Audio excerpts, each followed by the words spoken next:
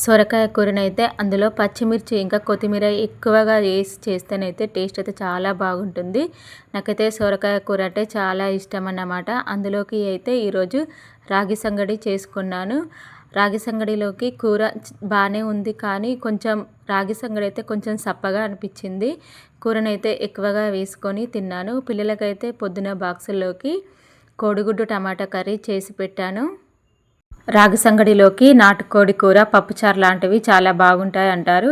నేనైతే ఎప్పుడు ట్రై చేయలేదు. అలానైతే ఈరోజైతే సొరకాయ కూర వండుకొని రాగి సంగటి అయితే చేసుకున్నాను. టేస్ట్ చాలా బాగుంది, కానీ కొంచెం సప్పగానైతే ఉంది. నాకు సొరకాయ కూర అంటే ఇష్టం కాబట్టి నేనైతే తినేసాను. తర్వాత అందులో కొంచెం పెరుగు కూడా వేసుకొని తిన్నాను. పెరుగుతో కూడా చాలా బాగుంది టేస్ట్ అయితే. నేనైతే రాగి సంగడి ట్రై చేయడం అయితే ఫస్ట్ టైం అన్నమాట. అంతేనండి ఈ వీడియో వచ్చేసి.